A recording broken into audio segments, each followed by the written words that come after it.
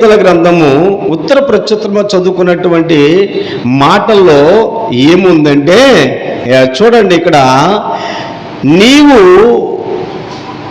నా కుమారుడవు, నేడు నిన్ను కని ఉన్నాను అని ఇక్కడ రాయబడి ఉంది.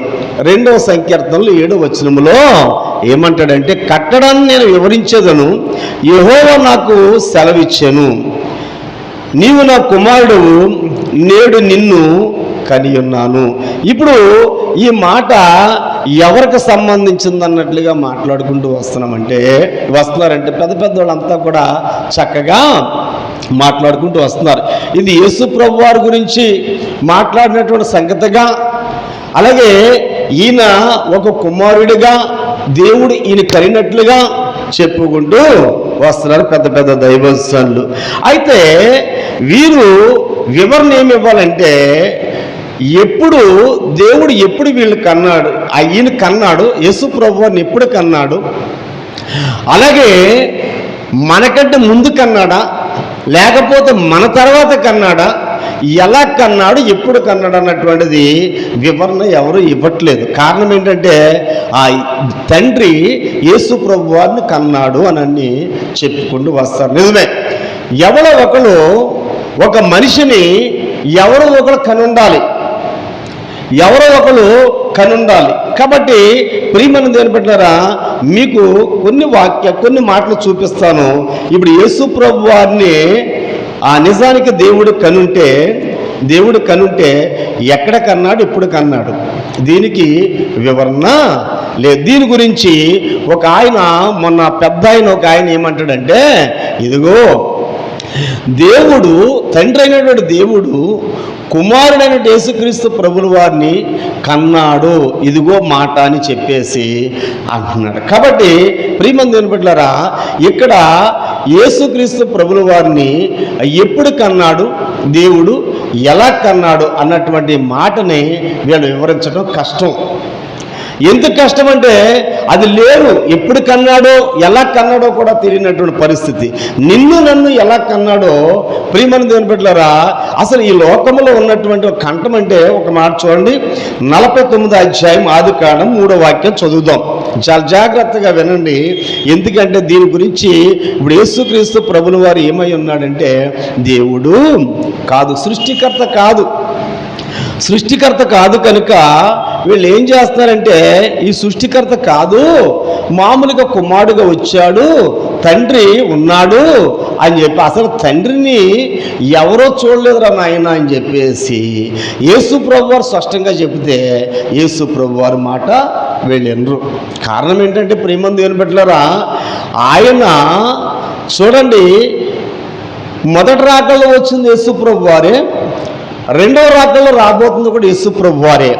అయితే ఏంటి అంటే, పేరు మార్చుకుని వచ్చారు అంటే, ఇలా పేర్లు మార్చుకుని వస్తాడా అని చెప్పేసి వస్తూ ఉంటారు. ప్రియమైన దేవుని బిడ్డలారా, యేసు అనగా రక్షకుడు అని అర్థము.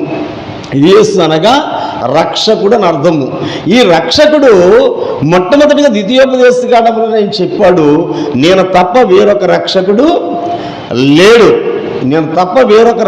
లేడు అని చెప్పేసి అన్నాడు.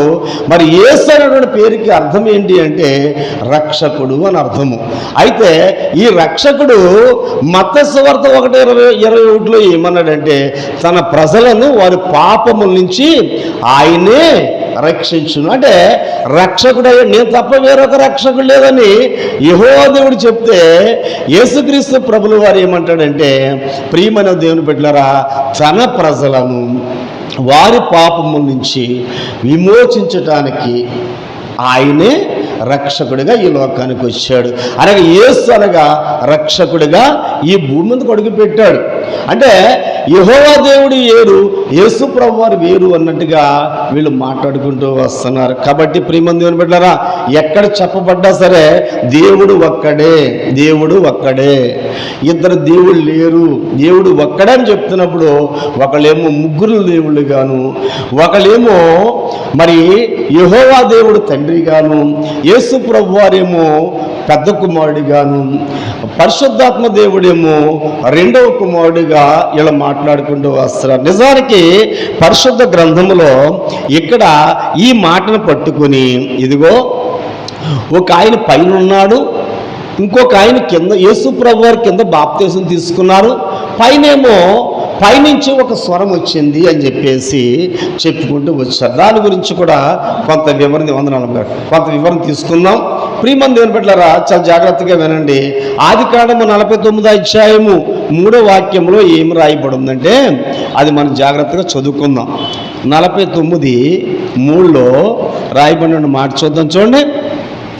రూబేను, నీవు నా పెద్ద కుమారుడు, నా శక్తియు నా బలము యొక్క ప్రదఫలమును, ఔన్నత్యాస్యమును బలాస్యమును నీవే అంటాడు. చూడండి, రూబేను నీవు నా పెద్ద కుమారుడువు అంటాడు.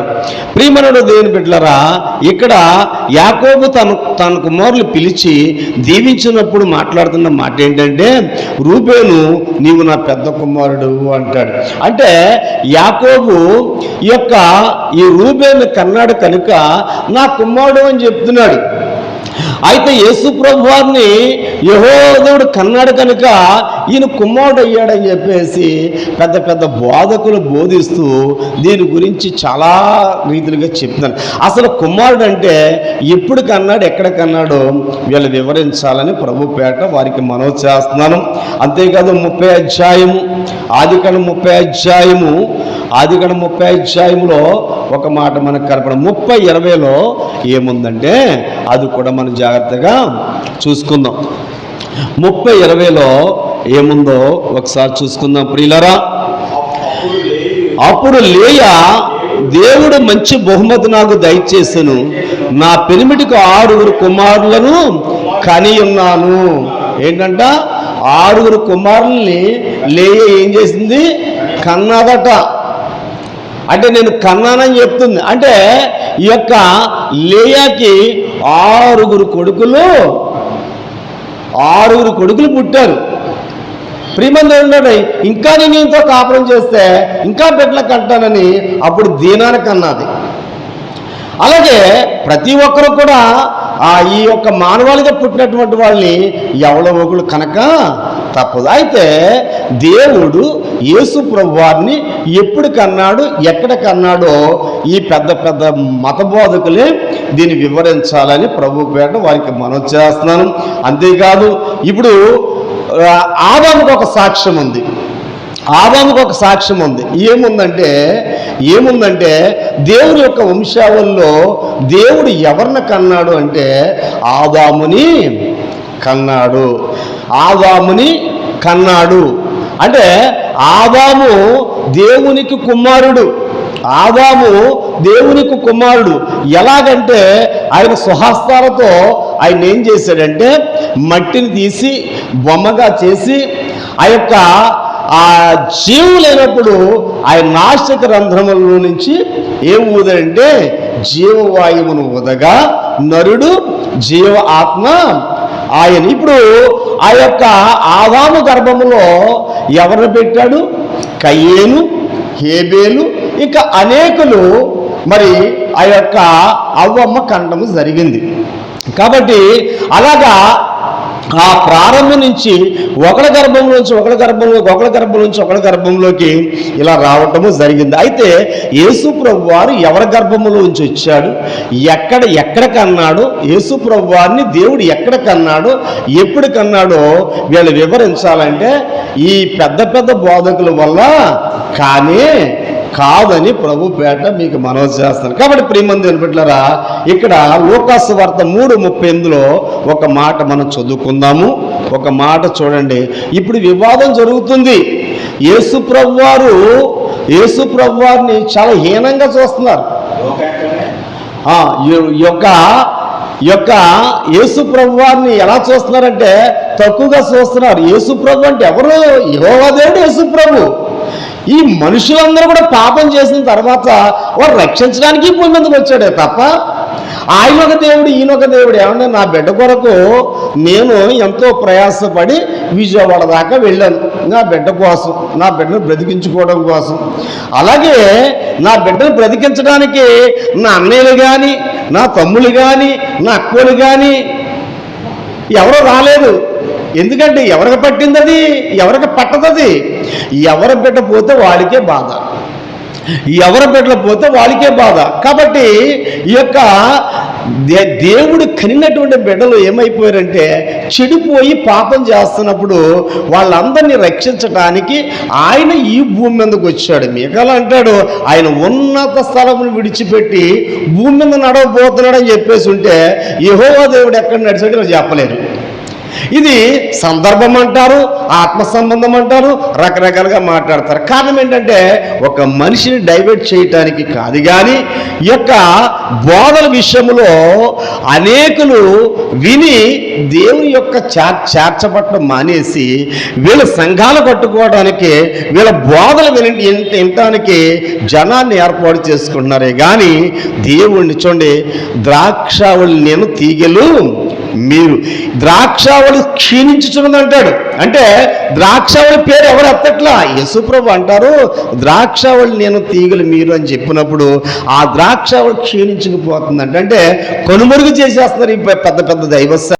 దేవుని యొక్క వాక్య విషయంలో ఎవరో కూడా మనం ఎలా పడితే అలా మాట్లాడకూడదు. యేసుక్రీస్తు ప్రభువు వారి దేవుడు,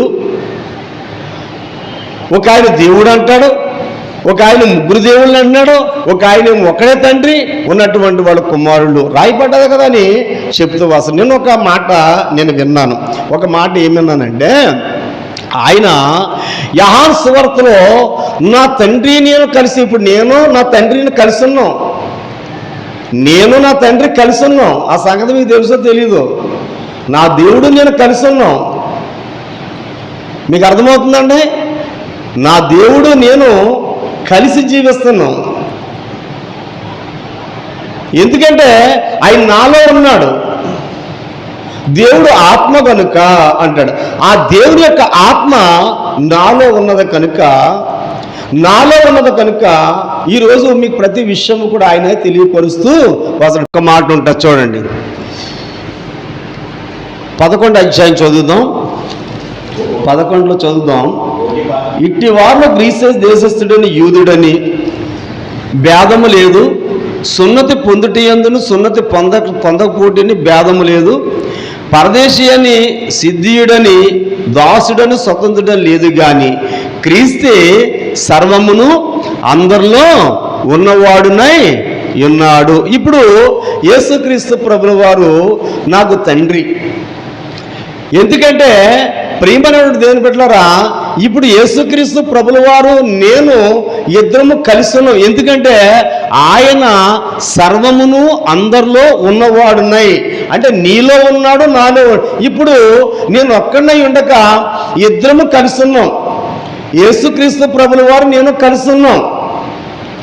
ఎందుకంటే ప్రియమైన దేవుని బిడ్డలారా, అప్పుడు యేసు ప్రభు వారు ఏమన్నాడంటే నేను తండ్రి ఏకమై ఉన్నలాగన నేను తండ్రి ఇద్దరము కలిసి ఉన్నామని చెప్పిన మాటని వీళ్ళు ఏమంటున్నారంటే, ఇప్పుడు యేసుక్రీస్తు ప్రభుల వారిని ఆయన కన్నాడు కనుక ఇదిగో తండ్రి గురించి మాట్లాడుతాడని వారు చెప్పుకుంటూ వస్తున్నారు. ఇప్పుడు నేనేమంటానంటే క్రీస్తు, యేసుక్రీస్తు ప్రభుల వారు క్రీస్తు నాలో ఉన్నాడు కనుక నేను ఒక్కడిగా లేను, ఇద్దరముగా ఉన్నాం. ఎందుకంటే నా తండ్రి నాలో ఉన్నాడు. తండ్రి నేను ఎందుకంటున్నానంటే యోహాను సువార్తలో అక్కడ అన్ని చెప్పేసిన తర్వాత చివరిలో వాక్యం అర్థం అవ్వక అసలు తండ్రి తండ్రి తండ్రి తండ్రి అని అంటున్నాడు యేసు ప్రభు వారు. ఈ తండ్రి ఎక్కడున్నాడు, ఎలా ఉన్నాడు, ఒక్కసారి తండ్రి గురించి తెలుసుకుందామని చూడండి యోహాను సువార్తలో ఒక మాట అడిగారు. ఏమని అడిగారంటే చూడండి యోహాను సువార్త 14వ అధ్యాయంలోకి రండి ఒకసారి. యోహాను సువార్త 14వ అధ్యాయంలో ఏం రాయబడిందో. ఎందుకంటే ఈ రోజున యేసు ప్రభు వారు అంటే కిట్టగా, లేకపోతే ఆయన అంటే ద్వేషమా, ఆయన అంటే మరి ఎందుకో వీళ్ళకి కోపమో తెలియదు, కానీ యేసుక్రీస్తు ప్రభుల వారు సృష్టికర్త అంటే ఎవడో నమ్మట్లా, ఎవరు నమ్మట్లేదు, ఎవరు ఒప్పుకోవట్లేదు. కాబట్టి ఇక్కడ యోహాను సువార్తలో ఒక 14వ అధ్యాయంలో ఏముందంటే చూడండి, యేసు నేనే మార్గము, నేనే సత్యమును, నేనే నా ద్వారా తప్ప ఎవడో తండ్రి యొద్దకు రాడు. Full stop. మీరు నన్ను ఎరిగి ఉంటే నా తండ్రిని ఎరిగి ఎందురు, ఎప్పటి నుండి మీరు ఆయన ఎరుగుదురు, ఆయన చూచి ఉన్నారని చెప్పాను. ఎప్పటి నుంచి నేనే మార్గమును, సత్యమును, జీవమును, నా ద్వారా తప్ప తండ్రి యొద్దకు ఎవడు రాడు. మీరు నన్ను ఎరిగి ఉంటే నా తండ్రిని ఎరిగి ఎందురు, ఎప్పటి నుంచి వారు ఆయన ఎరుగుదురు. ఎక్కడా, ఎలా ఎరుగుతారు? అసలు ఉంటే చూపించు, ఉంటే ఎరుగుదురు, కనపడితే చూస్తారు. వాళ్ళు కనపడకుండా ఉన్నారని చెప్పడం ఆయన మాట మీద తప్ప బేస్మెంట్ ఇక దేని మీద లేదు. అయినా సరే నమ్మారండి శిష్యులందరూ కూడా. అలాగే నమ్మినప్పుడు ఇక్కడ ఒక మాట రాయబడి ఉంది, ఎరుగుదురు, ఆయన చూసి ఉన్నారని చెప్పాను. అప్పుడు ఫిలిప్పు, ప్రభువా తండ్రిని మాకు కనపరచుము, మాకంతే చాలని చెప్పగా. ఏమంటున్నాడండి ఫిలిప్పు ఇక్కడ ఈయన చెప్పిన తర్వాత ఈయనకి ఏమీ అర్థం కాక తండ్రి అంటున్నాడు. ఈయనే సృష్టికర్త అనుకుంటున్నాం, ఈయనే ప్రభు అనుకుంటున్నాం, ఈయనే మన కన్నడని అనుకుంటున్నాం, ఈయనే మన తండ్రి అని అనుకుంటున్నాం. ఇప్పుడు ఈయనకు తండ్రి ఉన్నాడని చెప్తున్నాడు. అసలు ఈ తండ్రి సంగతి ఏంటో చూద్దామని చెప్పి ఫిలిప్ ఏమని అడిగాడు చూడండి ఒకసారి. ఏమన్నాడు? 8వ అధ్యాయం. అప్పుడు ఫిలిప్పు, ప్రభువా తండ్రిని మాకు కనపరచు, మాకు అంతే చాలునని ఆయనతో చెప్పగా, యేసు, ఫిలిప్పు నేను ఇంతకాలం మీ వద్ద ఉండినను నీవు నన్ను ఎరగవా. Question mark. ప్రియమంది వినపడ్డారా? ఒక ప్రశ్న,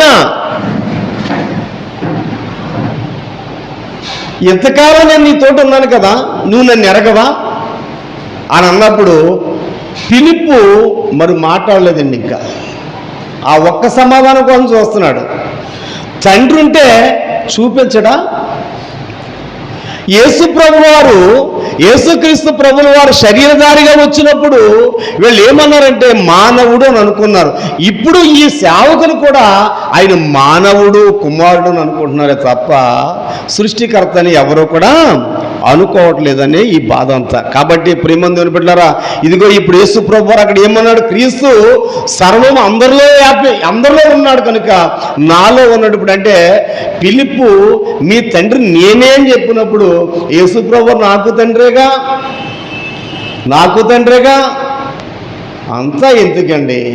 నిత్యము మనతో ఉండేది ఎవరు? యెషయా గ్రంథంలో ఒక మాట చెప్పాడు. ఏమని చెప్పాడు ఒకసారి చూడండి. యెషయా గ్రంథంలో ఒక మాట చెప్పారు. ఏమని చెప్పాడంటే చూడండి ఒకసారి యెషయా గ్రంథానికి ఒకసారి రండి. అక్కడ తండ్రి అంటే ఎవరు ఒప్పుకోవట్లేదు. తండ్రి అంటే అస్సలు ఒప్పుకోవట్లేదు. కారణం ఏంటంటే ముందుగా వచ్చిన వాడు ఆయనే, మొదటి రాకలో వచ్చినట్టు ఆయనే, రెండో రాకలో కూడా వచ్చేది ఆయనే. ఇక తండ్రి పాత్ర ఏముంది? పేరు మాత్రము యెహోవా.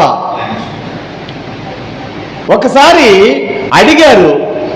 మోషే అడిగాడు, ప్రభువా నన్ను ఐగుప్తులోకి వెళ్ళమంటున్నావు, ఐగుప్తి ప్రజల దగ్గరికి వెళ్ళమంటున్నావు, ఐగుప్తి రాజుని పర్వ దగ్గరికి వెళ్ళమంటున్నావు, నువ్వు ఎవరివని చెప్పాలని చెప్తే నేను యెహోవానని చెప్పాను. అలా నేను ఉన్నవాడను అనువాడను అని చెప్పాడు.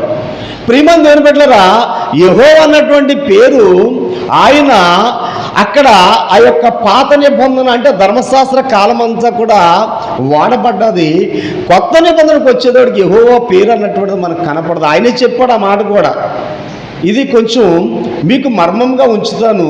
ఎప్పుడు కూడా యెహోవా పేరు మీద ఎవరో కూడా నన్ను ఆరాధించరు రాబోయే దినాల్లో అని ఆయనే ఖచ్చితంగా క్లారిటీ ఇవ్వడం జరిగింది. అంతేకాదు ప్రియమైన దేవుని బిడ్డలారా, ఇప్పుడు యేసుక్రీస్తు ప్రభుల వారు నేను కలిసి ఉన్నాం. యేసుక్రీస్తు ప్రభుల వారు నేను కలిసి ఉన్నాం. నా తండ్రి నేను చెప్తున్నాను. అయితే ఒకసారి నా తండ్రిని చూపించండి అని చెప్పారు మీరు. నేను ఎలా చూపిస్తాను నాలో ఉన్నవాడిని? ఎలా చూపిస్తాను చెప్పండి? గుడ్లు చీల్చుకుని చూపించేస్తానా? కాబట్టి ప్రియమంది ఏం పెట్టారా, ఆయన ఒప్పుకోక తప్పలేదు. అప్పుడు ఎంతకాలము నీవు నన్ను ఎరగవా అన్నాడు. అంతే. తండ్రిని చూపించు బాబు అని అంటే ఆయన చూపించుకున్నాడు. అంటే నేనే తండ్రిని అని ఆయన చెప్పడము జరిగింది. కాబట్టి ప్రియమంది ఏం పెట్టారా, ఇప్పుడు వీళ్ళకి అర్థం కాక ఈ మాటలన్నీ సందర్భం అంటాడు. సందర్భం అంటారు. తండ్రి దగ్గరికి ఎవరు వెళ్ళరంటే ఈయన శరీరధారిగా వచ్చాడు, మహిమనంతా విడిచిపెట్టి మానవ శరీరంగా వస్తే దాన్ని ఏం చేస్తారంటే మహిమను ఒక తండ్రిగాను యేసు ప్రభువారిని ఒక కుమారుడిగాను చూపించుకుంటూ వస్తున్నారు. అంతేకాదు ఇక్కడ మీకు మంచి క్లారిటీ ఈరోజు ఇస్తాను. ఎందుకంటే చాలామంది దైవ సేవకులు ఎవరిష్టంసారంగా వాళ్ళే మాట్లాడుకుంటూ వస్తారు. అందుకనే తండ్రి నేను కలిసి ఉన్నామని ఎలాగైతే నేను చెప్తున్నానో అలాగే యేసుక్రీస్తు ప్రభుల వారు కూడా అలాగే చెప్పడం జరిగింది. ఎందుకంటే దేవుడు చూడండి, దేవుడు ఆత్మ గనుక, వింటున్నారన్నమాట, దేవుడు ఆత్మ కనుక ఇప్పుడు దేవుడు ఆత్మ ఎక్కడ ఉందంటే యేసు ప్రభు వాళ్ళు ఉంది. ఆ ఆత్మ ఏమై ఉంది? ప్రభువే ఆత్మను రాయబడింది. కాబట్టి ప్రభువే క్రీస్తే మనందరిలో కూడా ఉన్నాడు. క్రీస్తు అనగా అభిషక్తుడు. కాబట్టి ప్రేమందేవుని బిడ్డలారా, ఈ భూమి మీదకైనా తన బిడ్డలైనటువంటి వారు రక్షించుకోవడానికి ఈ భూమి మీదకి వస్తే ఆయన్ని ఆ యొక్క శరీరధారికి వచ్చిన ఈయన్ని మహిమ శరీరం ఆయన్ని ఎడదీసి మాట్లాడుకుంటూ వస్తున్నారు. ఏ మాట? నేను నిన్ను కని ఉన్నాను యేసు ప్రభు అని. ఇప్పుడు ఆదాముకు ఒక మాట ఉంది. ఆదాము ఏంటంటే ఇప్పుడు చూడండి, లూకాసు వార్త 3:5 ఒకసారి రండి. ఎందుకంటే అన్నీ చెప్పడానికి సమయం ఉండదు కనుకనే మీకు ముఖ్యమైనటువంటి మాటలు చెప్తున్నాను. కాబట్టి ప్రియమంది ఇంకా ఇంతే కాదు, దేనికైనా సరే మేము సిద్ధం. కారణం ఏంటంటే ఈ పరిశుద్ధ గ్రంథాన్ని పరిశుద్ధాత్మ దేవుడు బయలుపరిస్తేనే కానీ ఎవరికి కూడా అర్థం కాదు. అది వాళ్ళకి బయలుపరచలేదు కనుక తండ్రి తండ్రి తండ్రి తండ్రి తండ్రి అని యోహాను సువార్త అంతా చెప్పుకోతున్నాడు. తండ్రి తండ్రి అని చెప్పుకొచ్చిన తర్వాత నాలాంటి పెచ్చోడు ఫిలిప్పు ఒక పెచ్చోళ్ళండి. నాలాంటి పిచ్చోడికి ఎంతసేపు కూడా క్లారిటీ కావాలి. నతనేలు దగ్గరికి వెళ్ళాడు ఈ ఫిలిప్పు.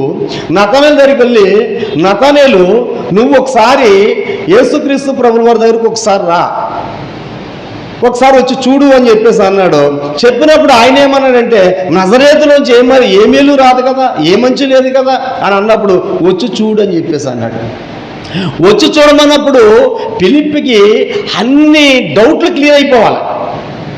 ఫిలిప్కి అన్ని డౌట్స్ క్లియర్ అయిపోవాలి. ఇంకా ఈ ప్రజలు ఇక ఈ పెద్ద పెద్ద సేవకులు డౌట్లో ఉండిపోయారు. దేవుడు ఎవరు అర్థం కాకే ఉన్నారు వీళ్ళు. అంటే అపోస్తుల కంటే పెద్ద గొప్పవాళ్ళు వీళ్ళు. ఎందుకంటే ఇలాగ అంటున్నానని కాదు, అపోస్తుల్ని కించపరుస్తున్నారు, తిరిగి అపోస్తులు బోధ అంటున్నారు వీళ్ళు. అపోస్తుల్ని కించపరుస్తున్నారు, అపోస్తులు బోధ అంటున్నారు. ఇప్పుడు పోందులేండి, అపోస్తులు అందరూ కూడా యేసుప్రభు వారి శిష్యులు అందరూ కూడా ఏం చేశారంటే యేసుప్రభు వారితో ఉన్నారు కనుక యేసుప్రభు వారు ప్రకటించారనుకోవచ్చు. పౌలేంటి? యెహోవా సాక్షాత్తును. పౌలు ఎవరు?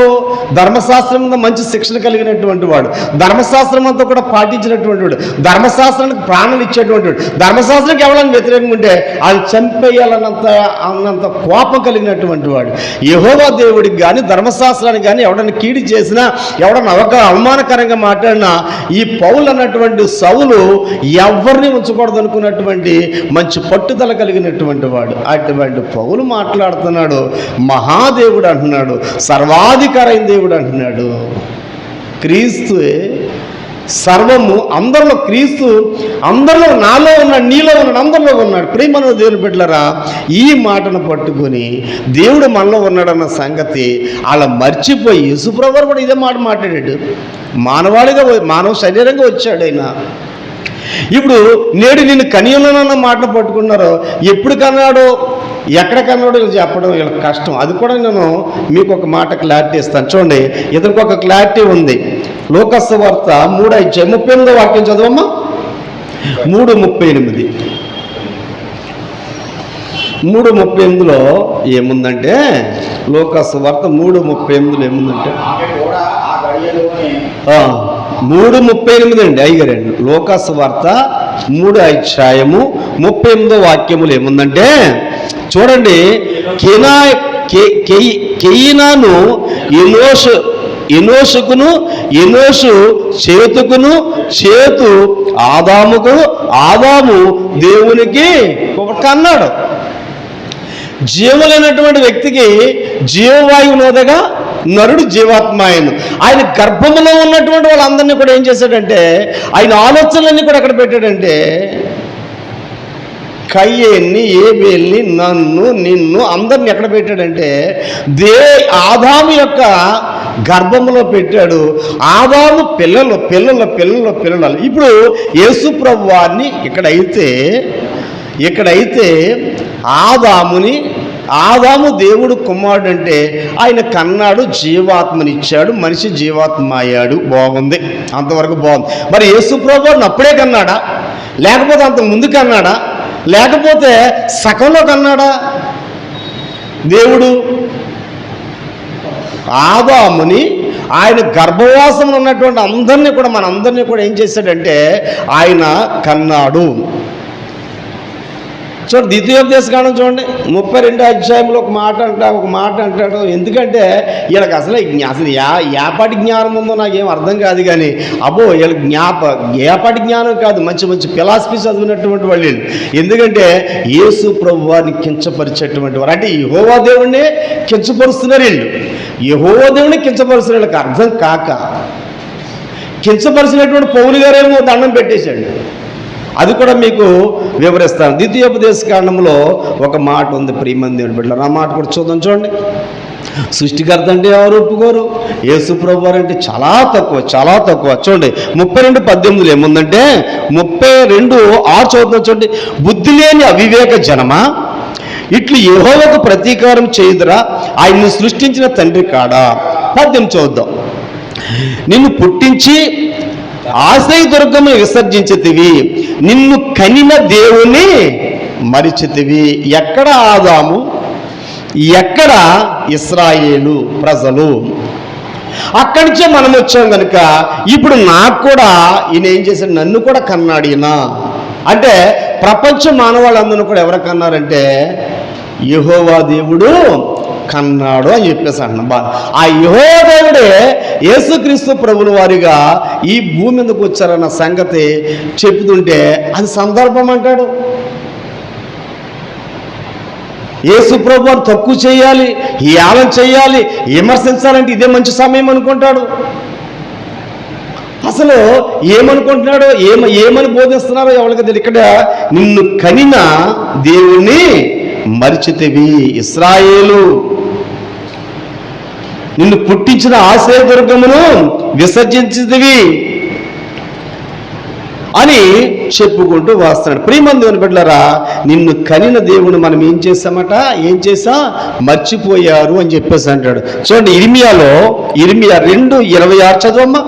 ఇర్మియా 2:26లో ఒక మాట మనకు కనపడుతుంది. ఎందుకంటే అసలు ఏంటిది, ఇర్మియా 2:26లో ఒక మాట ఉంటుంది. ఎందుకంటే బోధ చేయటం కాదు, అనేకులు దేవుని యొద్దకు నడిపించాలి. చూడండి, ఇర్మియా 2:26లో ఒక మాట,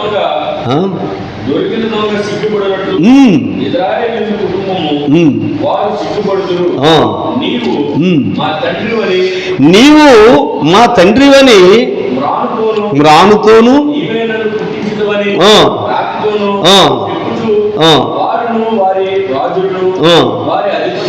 ఈ ప్రజలు చాలండి, ఈ ప్రజలు ఎలాగైపోరంటే, ఇజ్రాయిల్ ప్రజలు ఎలాగైపోరంటే, కన్నదేమో ఆయన అయితే ఎవరో తండ్రిగా వీళ్ళు చెప్పుకుంటూ వస్తున్నారు. అందుకనే ప్రియమైన దేవుని బిడ్డలారా, మనిషి దేవుడిని మర్చిపోయిన కారణాన్ని బట్టి దేవుడు ఈ భూమి మీదకి రావాల్సి వచ్చింది. అది ఎలా వచ్చాడంటే రక్షకుడిగా ఈ భూమి మీదకి రావాల్సి వచ్చింది. వచ్చాడు, సిలువలో ప్రాణం పెట్టాడు, మరణించాడు అని చెప్పేసి ఇక్కడ రాసంట. చూడండి, యెషయా గ్రంథము 46వ అధ్యాయము 44:6 చదవండి ఒకసారి. 44:6 చదవండి ఒకసారి. 44:6లో ఒక మాట మనకు కనపడుతుందండి. యెషయా గ్రంథము 44:6లో ఏముందంటే ఆ మాట కూడా చూద్దాం. ఎందుకంటే ప్రియమైన దేవుని బిడ్డలారా, ఈరోజు కొన్ని విషయాలు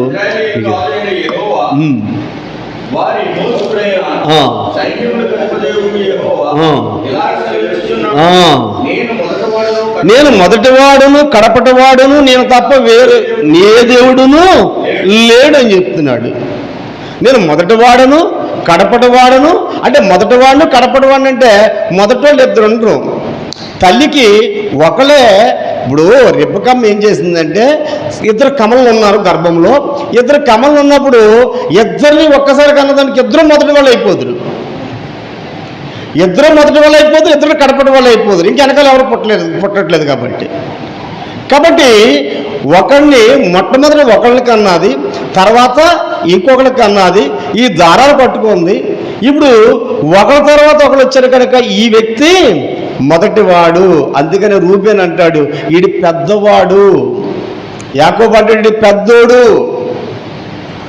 అని చెప్పేసి చెప్పబడుతుంది. కాబట్టి ప్రియమైన దేవుని బిడ్డలారా, ఈ మొదటివాడు అనగా ఇద్దరు ఉండరు, ఒక్కడే ఉంటాడు. ఈ మొదటివాడు కడపటివాడు ఏమైపోయాడు? చచ్చిపోయాడు. ఈ మొదటివాడు కడపటివాడు చచ్చిపోయాడు.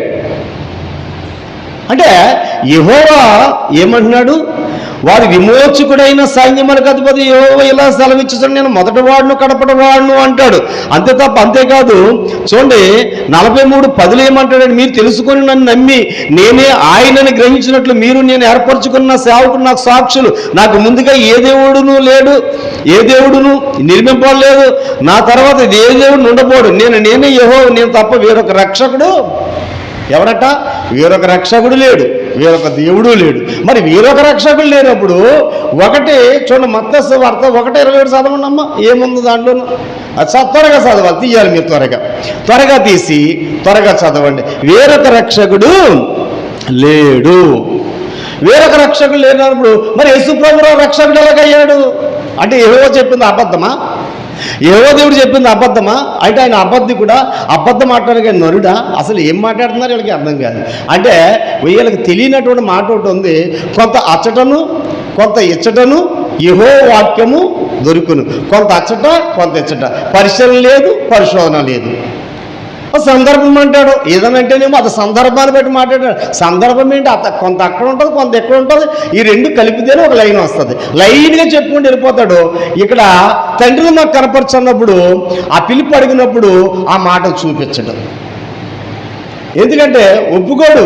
యేసుక్రీస్తు ప్రభుల వారు తండ్రి అన్న మాట ఒప్పుకోడు ఈ వ్యక్తి. ఈయన పెద్ద బోధకుడు. ఈయన బోధకి పరవశించిపోయి ఈయనకి పెద్ద పెద్ద సెక్యూరిటీలు, వెనకాల ఒకడు ముందు ఒకడు తెలివిలేని దద్దమ్మలు,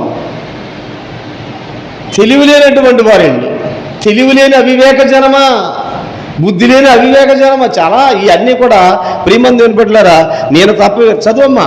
మత్తయి సువార్త 1:21 ఏమి రాయబడింది?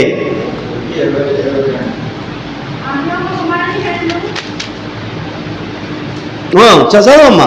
ఆమె ఒక కుమారుడు కనును తన ప్రజలను వారి పాపముల నుండి ఆయనే రక్షించను కనుక ఆయనకి యేసు అని పేరు పెట్టెను. పుట్టినట్లు ఏముంది? యేసు అన్న పేరుకి ఏముందండి? రక్షకుడు అని అర్థం. మరి వేరొక రక్షకుడు లేడన్నాడు. తన ప్రజలు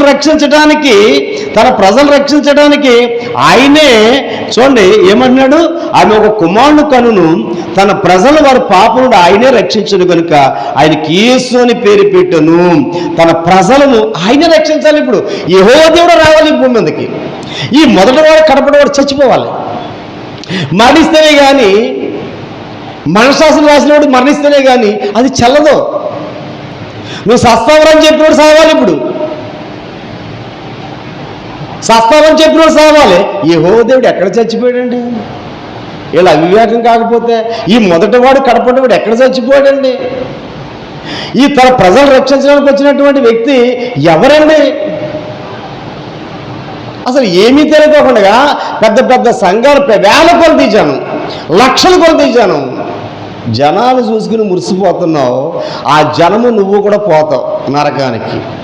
వాళ్ళకి వాక్యం చెప్పలేదు అనుకో, యేసు గ్రంథంలో ఖచ్చితంగా చెప్పాడు, ఒరే బాబు నువ్వు వాళ్ళ ప్రాణానికి ఉత్తరవాది కాకు, నీ ప్రాణం తప్పించుకొని ఉన్నదన్నాడు చెప్పాడు అని చెప్పాడు. ఇలాగా చాలామంది మళ్ళీ ఇప్పుడు ఇవి వింటున్నారు, చక్కగా వింటున్నారు, వీడియోలు వింటున్నారు. విన్నటువంటి వాళ్ళు కౌంటర్లు ఇస్తారు. మళ్ళీ ఆ పక్కన ఒక పేజీ వేసి ఆ పక్కన ఒక వీడియో పెట్టి ఇలాగన్నాడు. అందుకని నీకు ఆటేస్తున్నాను, నీకు అందుకనే ఇస్తున్నాను. లేఖనములు ఎందు నిత్యజీవము కలదు. లేఖనం లేదు నిత్యజీవం కలదు. నిత్యజీవం కావాలంటే లేఖనం చదవాలి. కాబట్టి నీకు అన్ని లేఖనాలు చూపిస్తున్నాను. ఇప్పుడు ఇక్కడ అంటాడు, ఏమంటాడంటే, నేను మొదటి వాడను కడపటి వాడను, నేను తప్ప వేరొక రక్షకుడు లేడంటే యేసుక్రీస్తు ప్రభుల వారు రక్షకుడు. యేసు అనగా రక్షకుడు. యేసు అనేటువంటి పేరు మీద యేసు అంటే రక్షించడానికి వచ్చినటువంటి వ్యక్తి ఎవరంటే క్రీస్తు. ఆయనే మనందరిలో ఉన్నాడు. సృష్టికర్త అంటే ఒప్పుకోడు. కాబట్టి ప్రియమందుని పెట్టారా, నేను తప్ప వేరొక రక్షకుడు లేడు. నాకు ముందుగా ఏ దేవుడు లేడు, ఏ దేవుడు నిర్మింపలేదు, నా తర్వాత ఏ దేవుడు. మరి ఏ దేవుడు ఉన్నప్పుడు యేసు దేవుడు ఎలాగయ్యాడు? చూడ, రోమపత్రిక 9వ అధ్యాయము 5వ వాక్యం చదవండి. త్వరగా తీయండి. మీకు మంచి మంచి లేఖనాల కడక వచ్చేదానికి టక్క టక్క టక్క టక్క మంది తీసేయాలి అంతే. ఇక ఆలోచించకూడదు అనమాట. రోమపత్రిక 9వ అధ్యాయము 5వ వాక్యములు ఏమి రాయబడి ఉంది? రోమపత్రిక 9వ అధ్యాయము 5వ వాక్యంలో ఏం రాయబడి ఉంది చూడండి. ఎందుకంటే నేను తొడుక్కోవాలి, నేను కూడా ఇవన్నీ చూసుకుంటూ ఉండాలి. కాబట్టి పితరులు వీరువారు శరీరం బట్టి క్రీస్తు వీరిలో పుట్టెను. ఈయన సర్వాధికారైన దేవుడయ్యుండి నిరంతరం స్తోత్రుడై ఉన్నాడు. ఈయన సర్వాధికారైన దేవుడై నిరంతరం స్తోత్రార్హుడై ఉన్నాడు. అసలు స్తోత్రాలు ఎవరో చేయాలో తెలుసండి మీకు? అసలు స్తోత్రార్హుడు ఎవరో తెలుసండి మీకు? స్తోత్రం చెప్పవలసింది, చెల్లించవలసింది ఎవరికో తెలుసండి? యెహోవా దేవుడికి. చూడండి ఒకసారి, యెహోవా దేవుడికే చెల్లించాలి. యేసు ప్రభు వారికి చెల్లించడం ఏంటి? ఆయన ఈయన కాకపోతే ఈయనకెందుకు చెల్లింతారు? మీకు తెలియక మాట్లాడుతున్నారో తెలిసి ఉండి మాట్లాడుతున్నారో అసలు తెలియనటువంటి పరిస్థితి. ప్రియమంది దేవుని బిడ్డలారా, మొదటి దినవృత్తాంతములు 29:10 చూద్దాం. 29:10 చూద్దాం. తర్వాత మొదటివాడు కడపవాడు చంపేద్దాం. మొదటివాడు ఇక్కడ సందర్భం అంటాడేంటి? సందర్భం ఎక్కడ? కొంత అచ్చటను ఏవో వాక్యము, కొంత అచ్చటను ఇచ్చటను. ఇక్కడ అక్కడ దొరుకుతుంది. రెండు కూర్చుకో. ఎక్కడో సందర్భము, అక్కడో సందర్భము. మనిషి పుట్టాడు అంటే, కన్నాడు అంటే ఎవరో ఒకరు కన్నాలి. నన్ను మా అమ్మ నాన్న కన్నారు, వాళ్ళ పేర్లు చెప్పగలను. యేసు ప్రభు వారిని యెహోవా దేవుడు నేను నేడు నిన్ను కని ఉన్నాను అన్నటువంటి మాట ఈయన ప్రియకుమారుడని ఆకాశం నుంచి వచ్చిందంట. ఈయనంట అక్కడ మనిషి ఉన్నాడంటే ఈయన చూశాడంట. అసలు ఆకాశంలో ఏముందో కూడా తెలియదు వీడికి. ఆకాశంలో ఏముందో కూడా తెలియదు. ఆకాశం నా సింహాసనము, ఆకాశం నా సింహాసనం, భూమి నా పాదపీఠము. ఆకాశమైన సింహాసనం అయితే ఆ యొక్క ఆకాశం మీద కూర్చున్నటువంటి దేవుడి గురించి ఏం వివరిస్తుంది ఆకాశము? అవి కూడా ఆలోచన చేద్దాం. అది కూడా మీకు చెప్తాను ఈరోజు. ఎందుకంటే ఈరోజు బోధలు ఎలాగున్నారంటే, ఈ క్రైస్తవ్యంలో క్రైస్తవ బిడ్డలు నీతి న్యాయములకు నడిపించడం మానేసి, పరిశుద్ధత అంటే ఏంటో చెప్పడం మానేసి, రారా నువ్వు నేను కొట్టేసుకుందామంటున్నారు. ఈ పాస్టర్ గారిని ఆ పాస్టర్ గారు విమర్శించుకున్నారు, ఆ పాస్టర్ గారిని ఈ పాస్టర్ గారు విమర్శించుకుంటున్నారు. ఎంతకి దేనికి కొట్టుకున్నారంటే బైబిల్ అర్థం కాక. బైబిల్ అర్థమైతే నువ్వెందుకు కొట్టుకుంటావయ్యా? కొంత అచ్చడాను, కొంత ఇచ్చడం. ఫుల్ స్టాప్లు ఉంటాయి, డాష్లు ఉంటాయి, క్వశ్చన్ మార్కులు ఉంటాయి, కామాలు ఉంటాయి. అది నీకు స్కూల్లో నేర్పలేదా? నీకు ఎక్కడ ఆగిపోవాలి, ఎక్కడ మొదలెట్టాలి, ఇంకా ఉందో లేదో అయిపోయిందో. ఒకడేమో ఇద్దరు యెహోవాలు అంటాడు, ఒక యెహోవాతోటే చచ్చిపోతున్నారా బాబు అంటే ఇద్దరు యెహోవాలు అంటాడు. ఈ బోధ ఎక్కువైపోయింది. ఇది ఇద్దరు యెహోవాలు. జకర్యాలో చూపిస్తాడు, పంపబడిన యెహోవా, పంపించినట్టు యెహోవా. పంపించిన ఆయన ఒక ఆయన అంట, పంపబడిన యెహోవా ఒక ఆయన అంట. అక్కడేమంటాడు ఆయన? ఒరే బాబు నేను ఒక్కనే యెహోవా అని అంటాడు. అక్కడ ఆ జకర్యాలోనే నేను ఒక్కడనే, నా పేరు యెహోవా, నేను ఒక్కడేరా బాబు అని ఆయన అంటే ఇద్దరం చూపిస్తున్నాడు. అంటే అపోస్తుల కంటే దేవుడి కంటే ఈ సేవకుడు చాలా పెద్ద గొప్పోడు అయిపోయాడు అనమాట. చూడండి, మొదటి దినవృత్తాంతములు 29:10 చూద్దాం. మొదటి దినం త్వరగా చదవాలి. మీరు చదివేటువంటి వాళ్ళు మీరు త్వరగా చదివితే నాకు కొంచెం అందిస్తే సరిపోద్ది అన్నమాట. చూడండి, 29:10 వాక్యములు ఏం రాయబడిందంటే, 2వ దినవృత్తాంతం చదవకండి సుమా.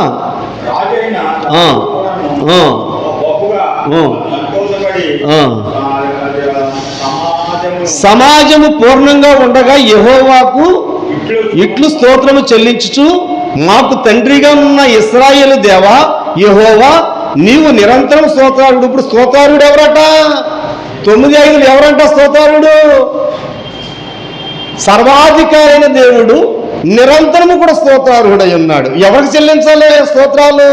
యెహోవాకు చెల్లించాలి. యేసుప్రభు వారికి చెల్లించడం ఏంటి? ఆయన ఈయన కాబట్టి. నా మహిమనికి నేను ఎవరికి ఇచ్చేవాడు కాదు. నా మహిమ ఎవరో వాడుకోవడానికి వీల్లేదు. నా మహిమ నేను ఇతరులకు ఇవ్వను. యెషయా గ్రంథంలో అంటాడు, నా మహిమ నేను ఎవరికి ఇచ్చేవాడు కాదు. యేసుప్రభుకి ఎందుకు ఇస్తాడు? ఆయన ఈయన కాబట్టి ఎవరికి ఇవ్వనన్నాడు కనుక ఆయన ఈయన కాబట్టి ఆ నిరంతరం కూడా స్తోత్రాలుడు అంట. ఇది తెలుసుకున్నాడు పాపం. అపోస్తుడు అనేటువంటి పౌలు అపోస్తుల్లో లెక్కలో లేడు. అపోస్తులు అందరూ కూడా ఈ 12 మంది శిష్యులు కాకుండా ఈ యొక్క అపోస్తులను ఎదిరించినటువంటి వాడు. అటువంటి వ్యక్తి ఈరోజు మాట్లాడుతున్నాడు. ఏమని మాట్లాడుతున్నాడంటే, ప్రియమనుడు దేవుని బిడ్డలారా, ఆయన సర్వాధికారి అయిన దేవుడు నిరంతరం స్తోత్రాలుడై ఉన్నాడు. ఇప్పుడు చెప్పండి, ఎవరు స్తోత్రాలకు అర్హుడును? యేసుప్రభువా యెహోవా? అంటే యెహోవా ఎవరు, యేసుప్రభు ఎడదీసి విభజించేటువంటి వాళ్ళకేమో ఏమీ అర్థం కాదు బైబిల్.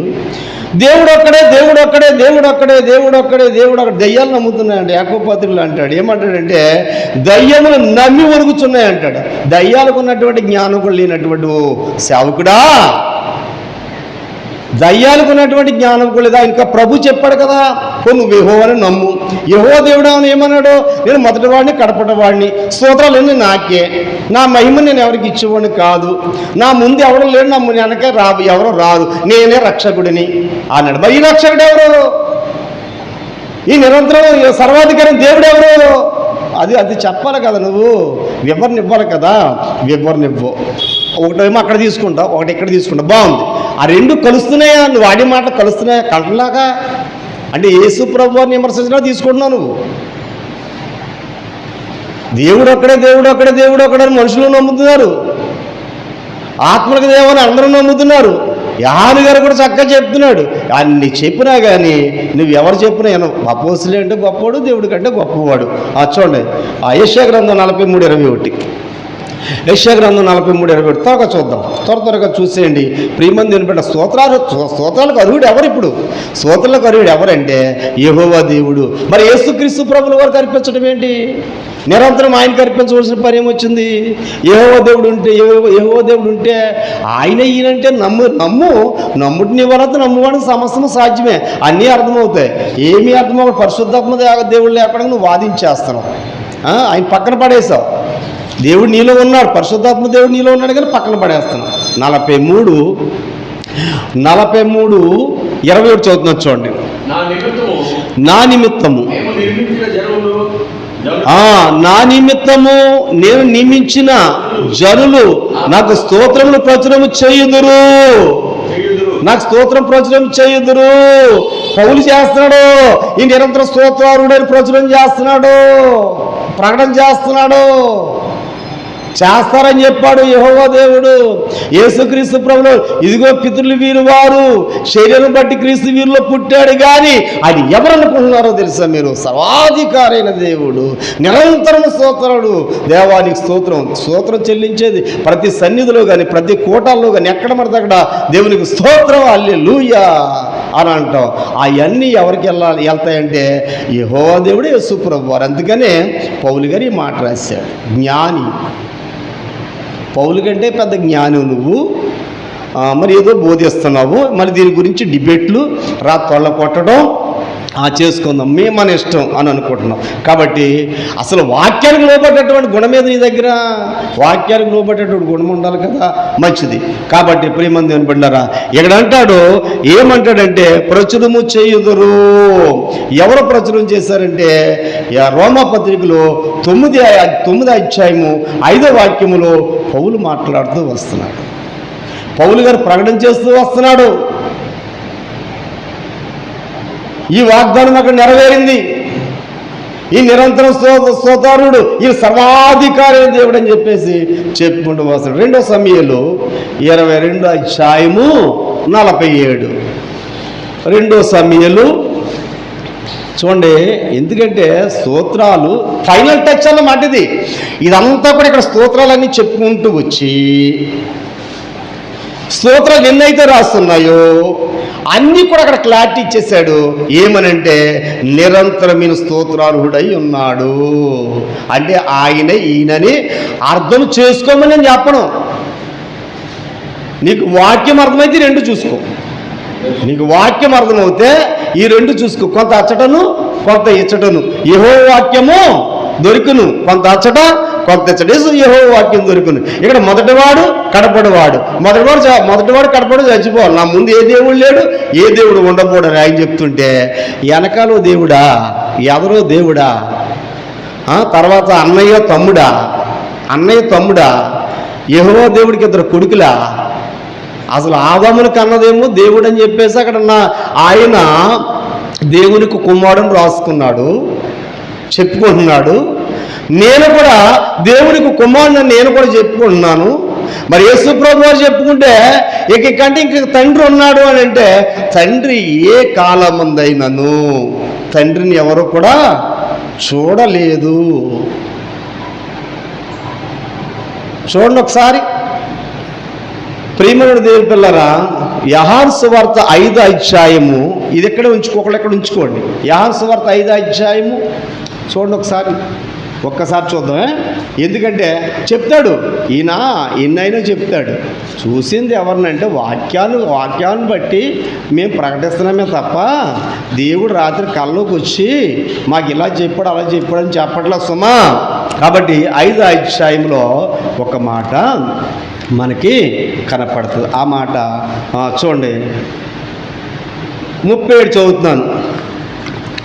మరియు నన్ను పంపిన తండ్రియే నన్ను గురించి సాక్ష్యం ఇచ్చుచున్నాడు.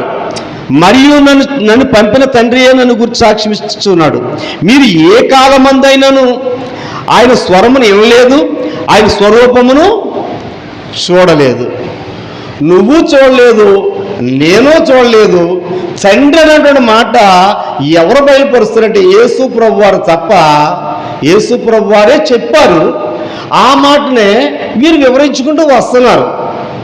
కాబట్టి ప్రియమైన దేవుని బిడ్డలారా, అసలు ఈయన కుమారుడిగా వచ్చింది ఎవరి కుమారుడిగా వచ్చాడు? పుత్రుడు లేదే పున్నమ నరకం, పుత్రుడు లేదే పున్నమ నరకం అని ఈ లోకమంతా నమ్ముతుంది. అలాగే పుత్రుడు లేకపోతే మనకి నరకమే, కుమారుడు లేకపోతే మనకి నరకమే. ఎలాగంటే అందుకనే ఒక కుమారుడిగా ఈ భూమి మీదకి ఆయన దేవాతి దేవుడు సృష్టికర్త ఈ భూమి మీదకి వచ్చాడు. 9:6 చదువమ్మ, యెషయా గ్రంథం 9:6 చదువు. తండ్రి అంటే ఎవరు? నామరీళ్ళు. తర్వాత సమూయేలు చూదురు గాని. ఎందుకంటే నిరంతరం స్తోత్రాలు ఎక్కడోటి ఇక్కడోటి చెప్తున్నారు. ఏంటంటే నాకున్న సమయంలో కొంతవరకు చెప్తాను, ఉన్న సమయంలో మరికొంత చెప్తాను. ఎందుకంటే ప్రియమంది వినబిడ్డలారా, ఎక్కడున్నప్పుడు మనం 9:6 చదవండి అమ్మా. యాలయనగా మనకు శిశువు పుట్టాను, యాలయనగా మనకు శిశువు పుట్టాను, యాలయనగా మనకు శిశువు. ఎవరికి పుట్టాడు శిశువు? ఎవరికి పుట్టారమ్మా? యాలయనగా మనకి శిశువు పుట్టెను అమ్మా. మనకి కుమారుడు అనుగ్రహింపబడింది.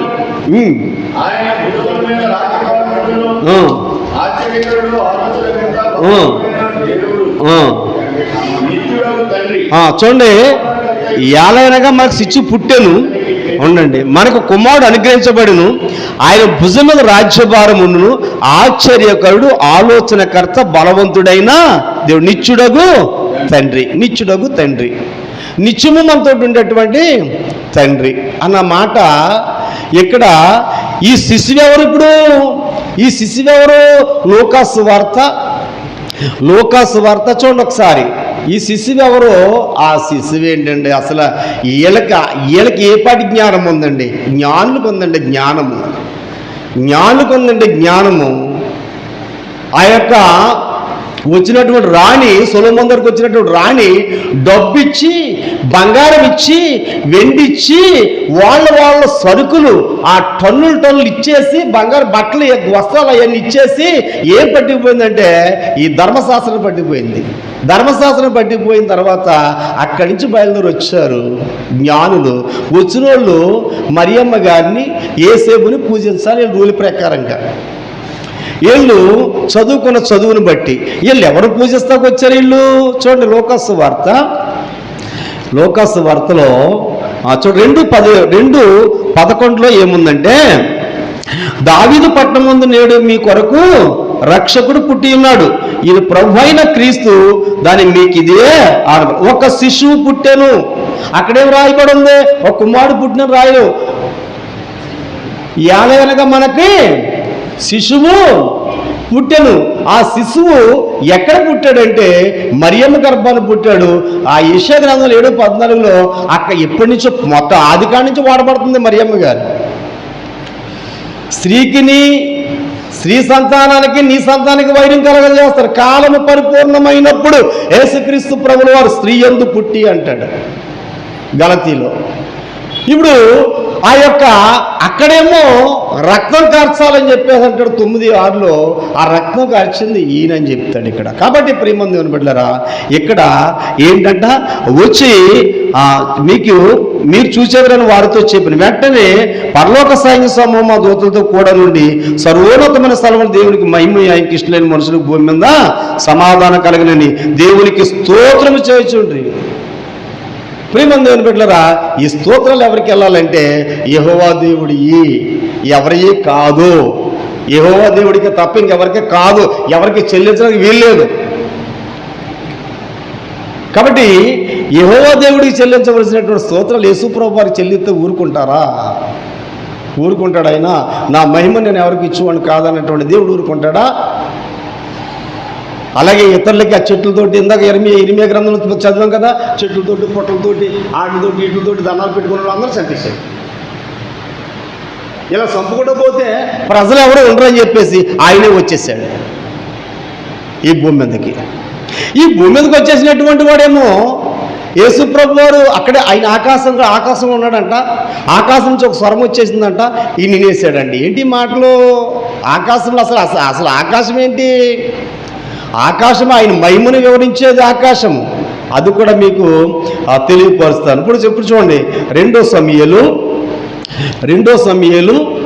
ఇంకా జ్ఞానుల గురించి మత్తయి సువార్త ఇవన్నీ చదువుకోవచ్చు, మీరు అదే పక్కన పెడదాం.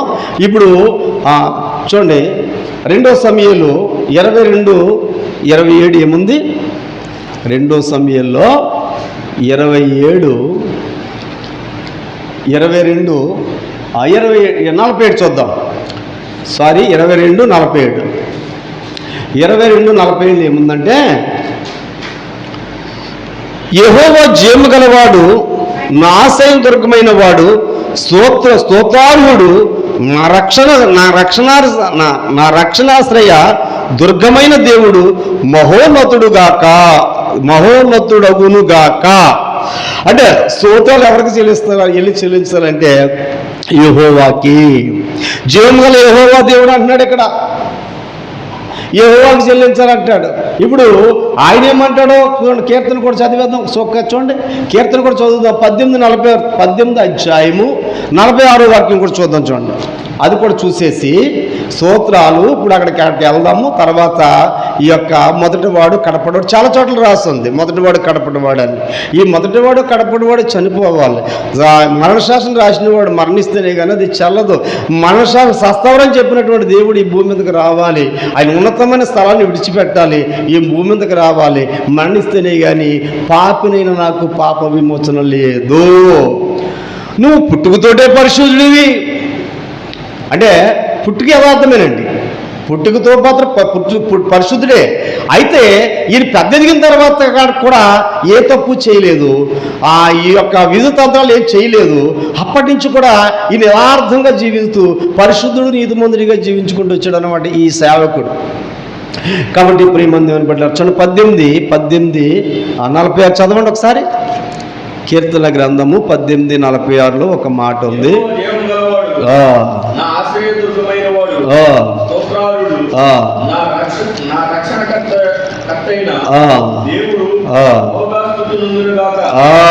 అది ప్రియమైన 18:46 తమ్ముడు చదివాడు కదండి, ఎంత చక్కగా ఆ మాట వివరించబడింది చూడండి. యెహోవా జీవము గలవాడు, నా ఆశ్రయదుర్గమైన వాడు, స్తోత్రార్హుడు, నా రక్షణకర్త అయిన దేవుడు, బహుగా స్తుతి నొందును గాక అంటున్నాడు. ఇప్పుడు రోమాపత్రిక 9:5 కూడా చూసి అప్పుడు మొదటివాడు కడపటివాడి దగ్గరికి వెళ్దాము. మొదటివాడు కడపటివాడి దగ్గరికి వెళ్దాము. ఈ యొక్క నేడు నిన్ను నేను కని ఉన్నాను, నువ్వు నా కుమారుడు, ఈయన నా ప్రియ కుమారుడు, ఈయనందు నేను ఆనందించుతున్నాను. ఆకాశం నుంచి ఒక స్వరం వచ్చింది, ఈయన నేను కన్నాను. ఎక్కడ కన్నాడు? యేసు ప్రభువారిని యెహోవా దేవుడు ఎక్కడ కన్నాడు? నన్నైతే ఆదాములో కన్నాడు, ఇక రాబోయేవాడు కూడా ఆదాంలోనే కన్నాడు. ఆయన అనుకున్నటువంటి ఆత్మలన్నీ కూడా ఆదాంలో పెట్టాడు. ఇప్పుడు యేసుక్రీస్తు ప్రభుల వారు అయితే ఎప్పుడు కన్నాడో ఈయన వివరించాలి. నేను అప్పుడు లేనిది ఇప్పుడు ఉన్నాను. యేసు ప్రభు వారు ఈ భూమి మీదకి వచ్చిన తర్వాత చెప్పబడినట్టు ప్రకారంగా మరియమ్మ గర్భాన్ని పుడతాడని చెప్పేసి ఆది కాలం నుంచి ఆ స్త్రీని వాడుకుంటూ వస్తున్నాడు. ఇక్కడ కొత్త నిబంధనకు వచ్చేటప్పుడు క్రీస్తు శకం వచ్చేటప్పటికి ఏమైందంటే ఆయన పుట్టాడు. క్రీస్తు పూర్వం చెప్పండి ఉన్నాడు, క్రీస్తు శకంలో నెరవేర్చాడు. ఇప్పుడు క్రీస్తు పూర్వం యేసు ఉన్నాడా లేడా అన్నది ఫైనల్ టచ్ అన్నాడు. ఫైనల్గా మాట్లాడతాను అంటే ఇక్కడ వరకు మాట్లాడతాను, అక్కడ వరకు నాకు సమయం సరిపోద్ది. వీళ్ళు వినినటువంటి దైవ సేవకులు ఏం వివరిస్తున్నారో ఆలోచన కలిగి ఉందాం. కాబట్టి ప్రియమైన దేవుని బిడ్డలారా చాలా జాగ్రత్తగా విందాం. కాబట్టి చూడండి ఎక్కడ ఉన్నామండి, ఎక్కడ చదవమన్నాను?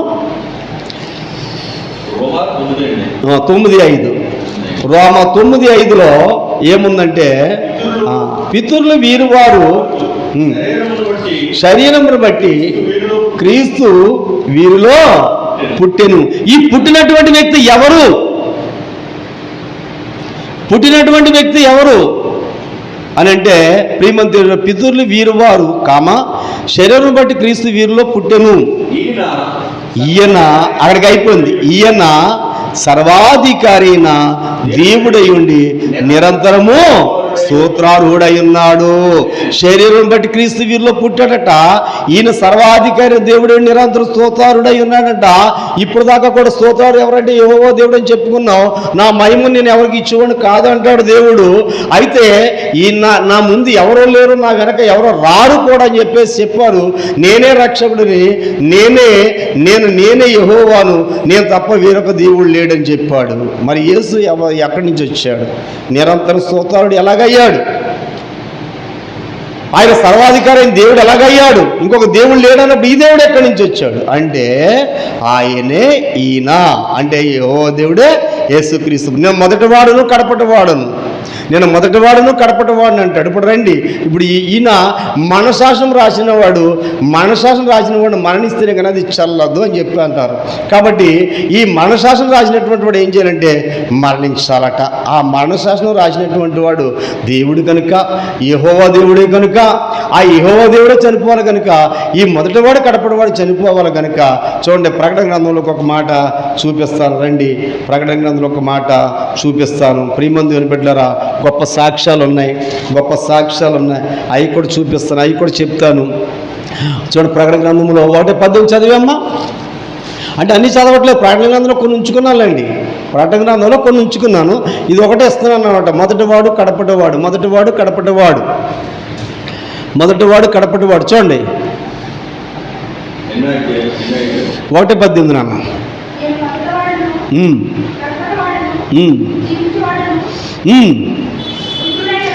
నేను మొదటివాడును కడపటివాడును జీవించేవాడును మృతుడైతిని గాని ఇదిగో యుగయుగములు సజీవుడై ఉన్నాను. ఎప్పుడు చచ్చిపోయాడు యెహోవా దేవుడు? యేసుప్రభు. చచ్చిపోయింది ఎవరు? ఈ మొదటివాడు కడపటివాడు కాదు. చనిపోయింది ఎవరో? యేసుక్రీస్తు ప్రభుల వారు.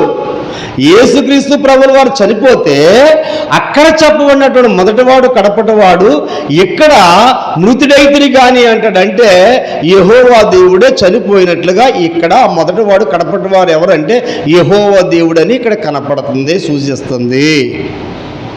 చనిపోయింది యేసుక్రీస్తు ప్రభుల వారు కదా. ఈ మొదటివాడు కడపటివాడు అంటాడేంటి అనగా నేను యెహోవాను, నేను మొదటివాడును కడపటివాడును, నేను తప్ప వేరొక దేవుడు లేడు అని చెప్పినటువంటి దేవుడు ఇప్పుడు మరణించాడని ఇంత క్లియర్ కట్గా ఉంటే యహాని గారి కంటే గొప్ప వాళ్ళమా మనము? యహాని గారి కంటే గొప్ప సేవకులు ఉన్నారండి ఇక్కడ. వాదాలు పెట్టుకుని ఆ తొళ్ళ కొట్టుకునే సేవకులు ఉన్నారు. నేను నిరూపిస్తానని. ఏమి నిరూపిస్తా? ఈ మాటకే సమాధానం చెప్పలేదు. ఇది సందర్భం అంటావు, అదంటావు, ఇదంటావు. దీనికి సందర్భాలు ఏమీ లేవు, ఒకటే ఉంది. ఏంటి? ఇక యెహోవా వాక్యం కొంత ఇచ్చటను కొంత అచ్చటను దొరుకుతుంది. కొంత ఎక్కడ ఉంటుందో కొంత అక్కడ ఉంటుంది. ఆ మొదటివాడు కడపటివాడు ఏమయ్యాడంటే క్లారిటీ ఇచ్చాడు. ఆ మొదటివాడు కడపటివాడు యెహోవా అని అక్కడ చెప్పబడ్డాడు. ఇక్కడ మృతుడయ్యాడట, చనిపోయాడట.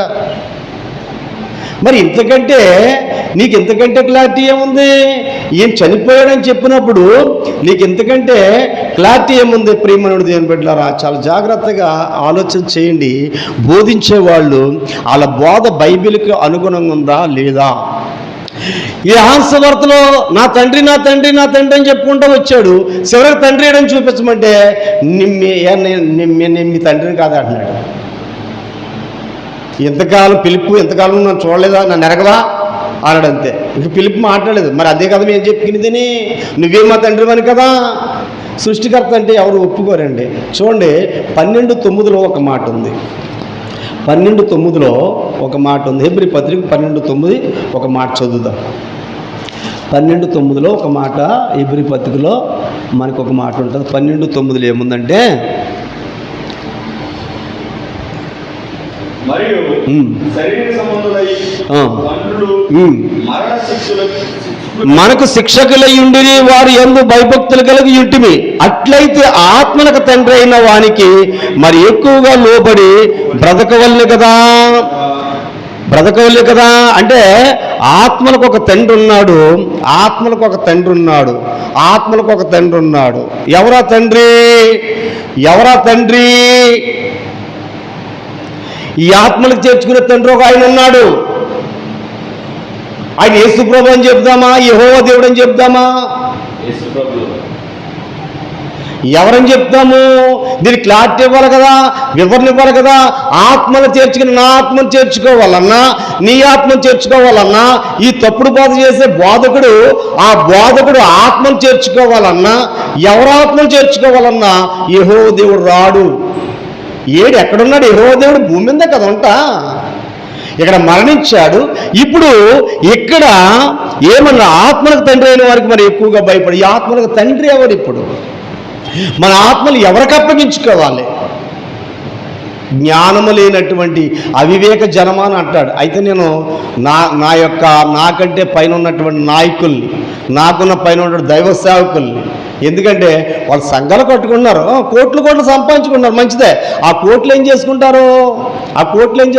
ఒక ఆయన్ని అంట సిలువలో దాచాడట, 42 కోట్లు పట్టిపోయారు. తర్వాత 100 కోట్లు జాగ్రత్తగా భద్రంగా భూమిలో దాచి అయ్యి పట్టిపోయారు గవర్నమెంట్ వాళ్ళు. ఏం చేసుకుంటాం? అందుకని అన్నవస్త్రములు గలవారు ఉంటే బాగుంటుందని చెప్పేసి అంటాడు పౌలు గారు. కాబట్టి ప్రియమైన దేవుని బిడ్డలారా, 10 కోట్లు వచ్చినాయి, ఏం చేసుకుంటాం? వాటిని కాసుకోవడమే సరిపోదు. నేను అయిపోతుంది. సుఖనిద్ర ఎక్కడ ఉంటుంది? వీళ్ళు అలా సంపాదించుకోవడానికి ప్రయత్నాలు చేస్తున్నారు. నేను గొప్ప అంటే నేను గొప్ప, నువ్వు గొప్ప కాదు, నేను గొప్ప కాదు.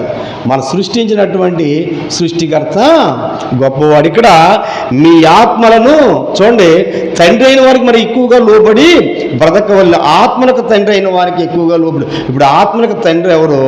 ఒక మాట ప్రియమైన దేవుని బిడ్డలారా, ఒక మాట మీకు తెలియపరుస్తాను. చూడండి ఒకసారి.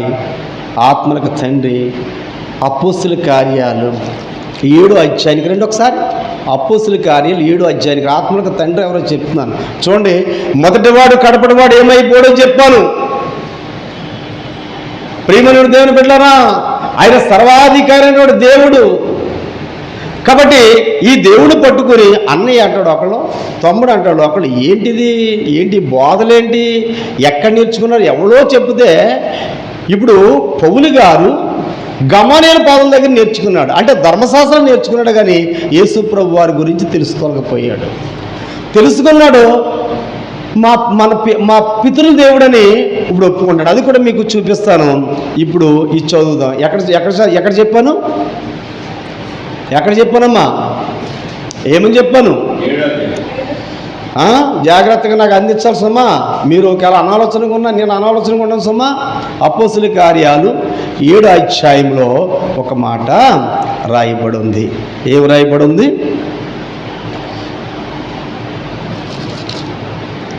చూడండి.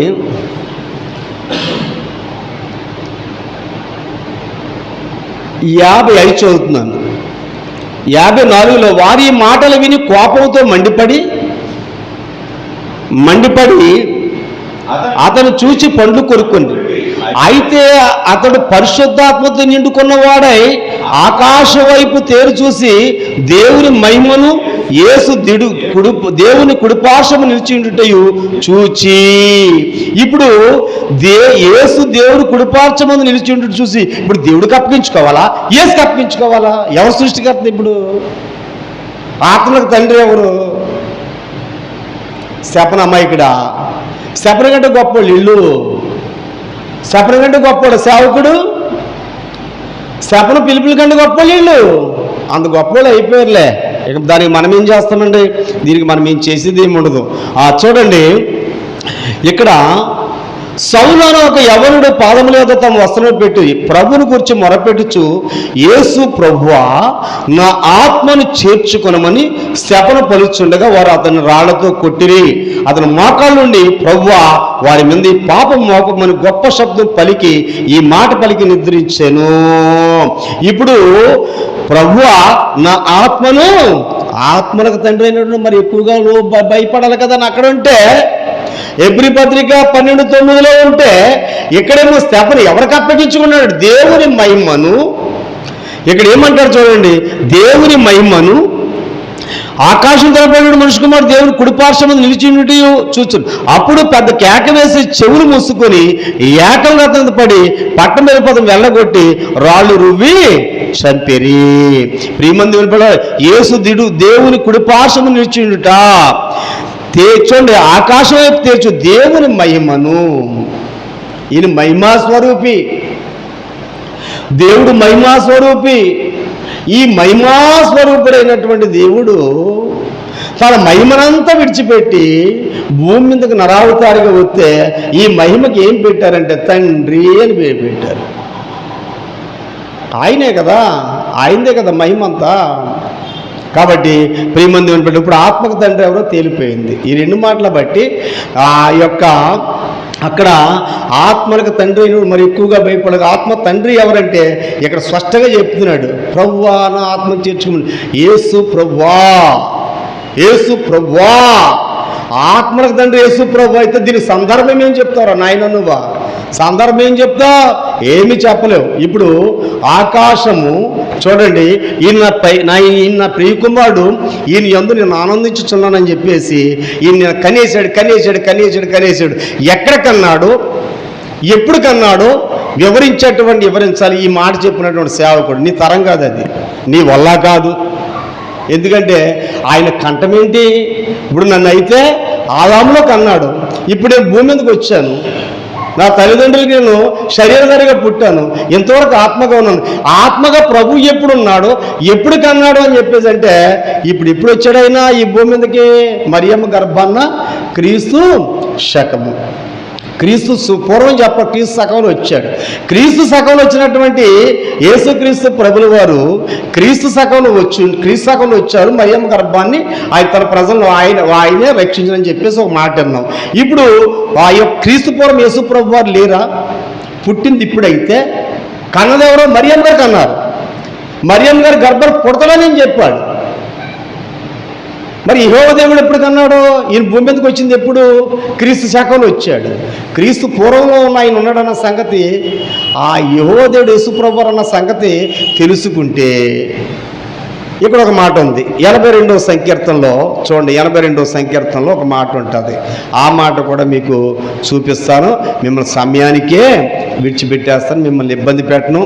ప్రియమైన దేవుని బిడ్డలారా, 82వ సంకీర్తనలో చూడండి, దేవుని సమాజంలో దేవుడు నిలుచున్నాడు, దైవముల మధ్యన ఆయన తీర్పు తీర్చున్నాడు. ఎంతకాలం మీరు అన్యాయంగా తీర్పు తీర్చబడుదురు? ఎంతకాలం భక్తిహీనులైన పక్షపాతము చూపుదురు? పేదలకు తండ్రులు లేని వారికి న్యాయము తీర్చుడి, శ్రమగల వారికి దీనులకు న్యాయము తీర్చుడి, దరిద్రులను నిరుపేదలకు వినిపించుడి, భక్తిని చేతులు నుండి వారు తప్పించుడి. జనములకు తెలివి లేదా? వారి గ్రహింపరు. వారి అంధకారములో ఇటు అటు తిరుగులు ఆడుదురు. దేశమునకున్న ఆధారములన్నీ కదులుచున్నవి. మీరు దైవములని మీరందరూ సర్వోన్నతుని కుమారులనియు నేనే సెలవిచ్చుచున్నాను అని ఇక్కడ దేవుడు చెప్తున్నాడు. ఏమన్నాడు? మీరందరూ సర్వోన్నతుని కుమారులని నేనే సెలవిచ్చుచున్నాను, మీరు దైవములని చెప్పేసి ఆ మాట చెప్పింది ఎవరంటే యేసు ప్రభువారని చెప్తున్నాడు ఆయన. అంటే క్రీస్తు పూర్వం పుట్టలే, క్రీస్తు శకంలో పుట్టలేదండి. ఈయనే దేవాది దేవుడు, సృష్టికర్త, ఆత్మలకు సృష్టికర్త. కలిగి ఉన్నది ఏదో ఆయన లేకుండా కలగలేదు. ఆది యందు వాక్యం ఉండిన, వాక్యం దేవుని యొద్ద ఆది యందు వాక్యం ఉండిన, వాక్యము దేవుని యొద్ద, వాక్యము దేవుడే ఉండను, వాక్యము శరీరధారిగా ఈ కృపా సత్య సంపూర్ణం అందరికి వస్తే ఒకడు అంటాడు, ఒక అతను అంటాడు, పాస్టర్ గారు అంటారు. ఇక్కడ వాక్యం అన్నాకడట, ఈ యొక్క వాక్యం అన్నక్కడ ఏదేదో పెట్టుకోమన్నాడు. ఏంటో అర్థం కాలేదు. దేవుడు అని పెట్టుకోమన్నాడు, వాక్యం అన్నక్కడ దేవుడు అని పెట్టుకోమన్నాడు. నువ్వెవడో పెట్టుకోమంట. వాడు తీసినా కానీ వాడు వేసినా కానీ సర్వరోగాలు నీకు వచ్చేస్తాయి, నీ బాధనవుడికి వచ్చేస్తాయి. ప్రకటన గ్రంథం చెప్పాడు, చాలా చోట్ల చెప్పాడు, ద్వితీయోపదేశంలో కూడా చెప్పాడు. ఒకటి తీసినా కానీ ఒకటి వేసినా కానీ సస్తావరా బాబు, ఆ ఐగుప్తుల రోగాలన్నీ నీకు వచ్చేస్తాయని చెప్తే ఈయన అంటాడు, మీరు ఇలా చేయండి, అలా చేయండి. ఆ ఒకటి దేవుడు అని పెట్టుకోండి. వాక్యం అని తీసేసి దేవుడు అని పెట్టుకోవడం ఏంటి? అలా పెట్టుకుంటే దేవుడు ఊరుకుంటాడా? కాబట్టి ఆలోచన చేద్దాం.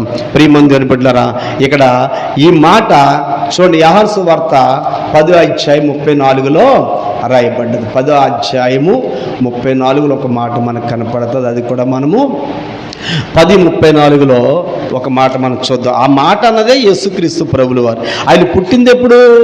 ఈ మాట చెప్పబడ్డది ఎప్పుడు? క్రీస్తు పూర్వం. ఇక్కడ ఆయన పుట్టింది ఎప్పుడు? మరియమ్మ గారి గర్భాన్ని పుట్టింది ఎప్పుడు? క్రీస్తు శకం.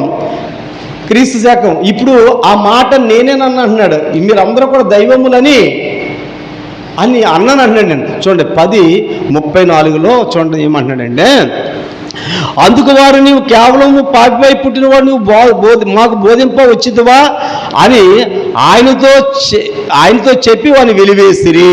ఇక్కడ అంటాడు చూడండి, ఏమంటాడును? ప్రియమనుడు దేవుని బిడ్డలారా, 10:32 నుంచి చదువుతున్నాను చూడండి. అనేకమైన మంచి క్రియలను మీకు వాటిలో ఏ క్రియ నిమిత్తము నిన్ను రాళ్లతో కొట్టేదని వారు అడిగాను.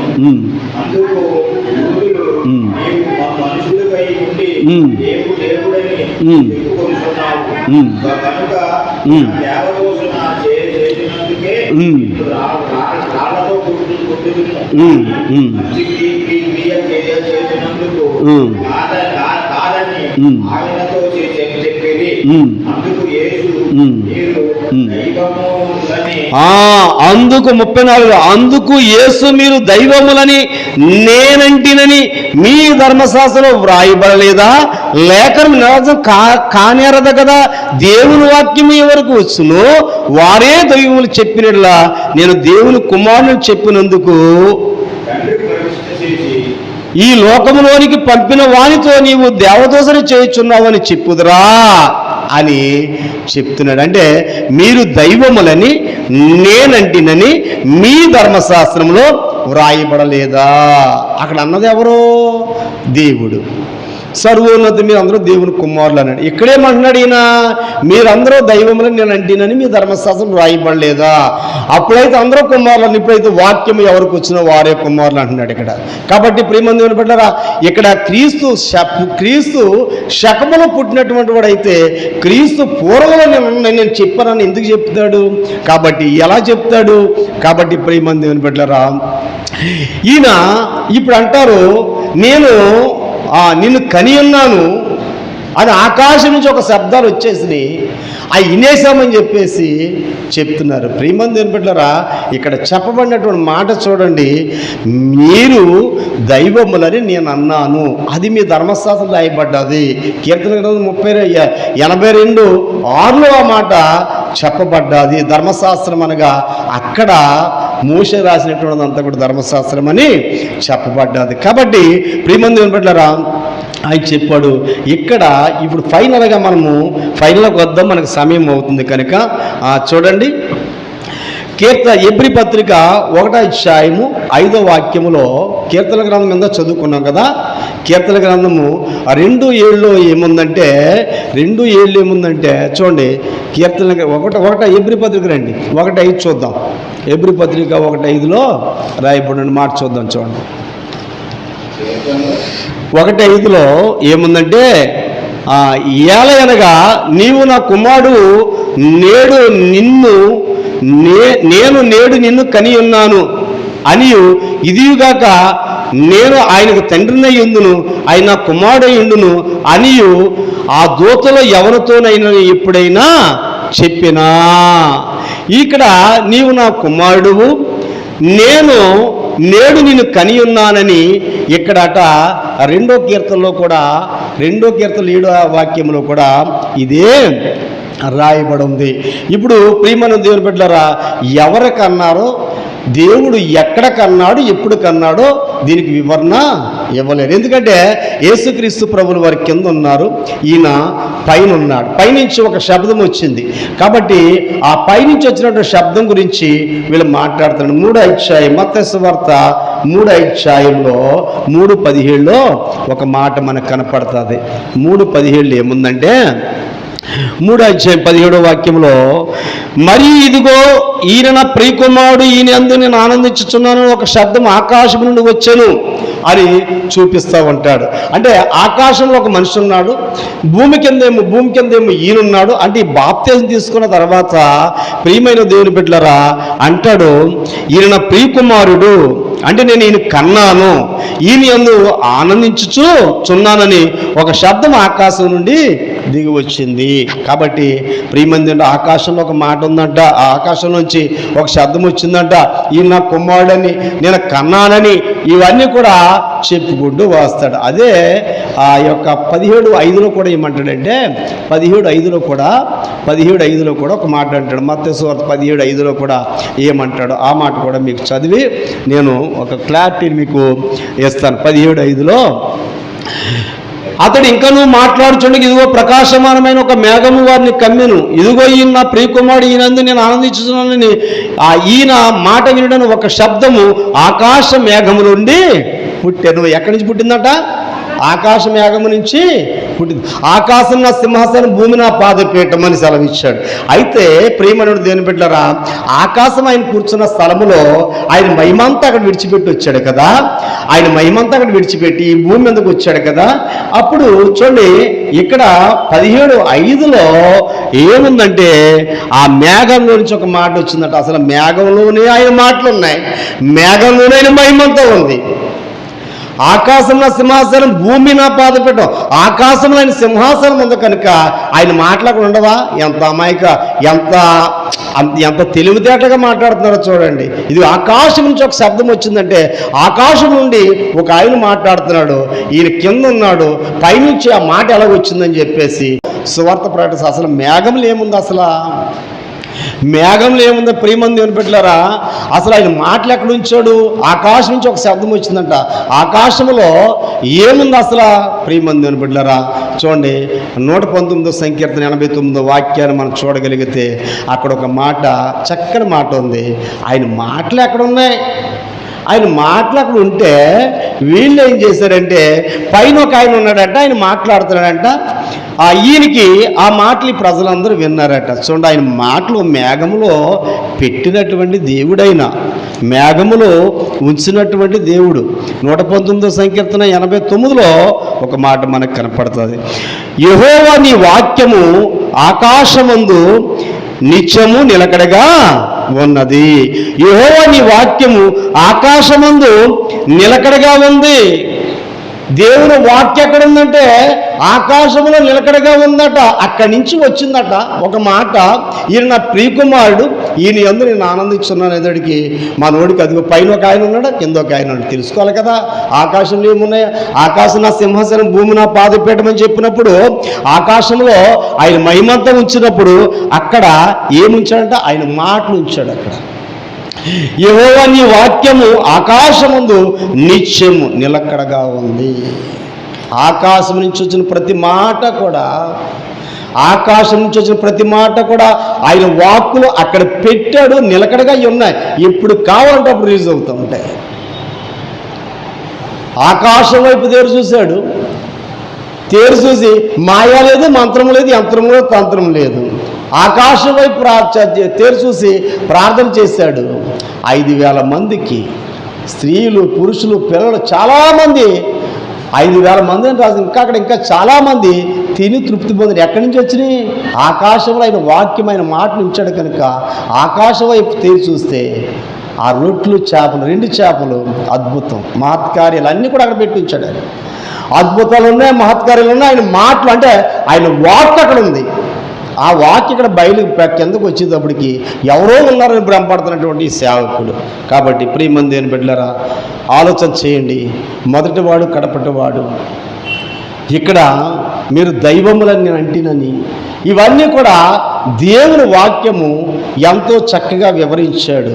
అంతేకాదు అపోస్తలుడైన పౌలు మాట్లాడిన మాటలో ఒకటి మాత్రం వివరించాను.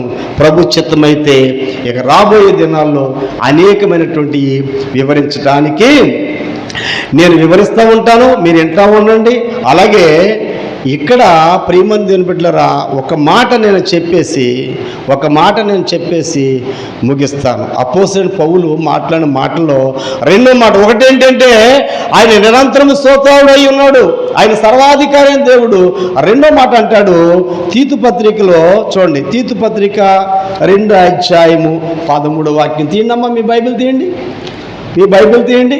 ఇంటమే కాదు, మీరు కూడా తీసి చదవండి. తీతు పత్రిక, తీతు 2:13లో ఒక మాట ఉంటుంది. తిమోతి పక్కన ఉంటుంది చూడండి. తిమోతి పక్కనే ఉంటుందండి. తీతు 2వ అధ్యాయము 13వ వాక్యంలో మనం చూద్దాం. పైన హెడ్డింగ్ ఏముందంటే అపోస్తలుడైనటువంటి పౌలు అని రాయబడింది.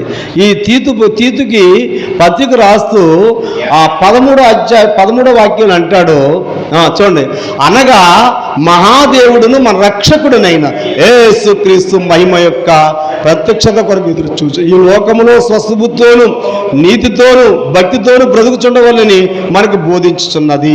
ఆయన సమస్తమైన దుర్నీతి నుంచి విమోచించి సత్క్రియలను ఆసక్తి గల ప్రజలను తన కోసం పవిత్రపరుచుకుని తన సొత్తుగా చేసుకున్నటకు తను తానే మన కొరకు అర్పించుకును మహాదేవుడు. ఈ మహాదేవుడు అన్నటువంటి వ్యక్తి చూడండి, యేసుక్రీస్తు ప్రభుల వారంటేనే పడదు. యేసుక్రీస్తు ప్రభుల వారు నమ్ముకున్న వాళ్ళంటే పడదేనికి.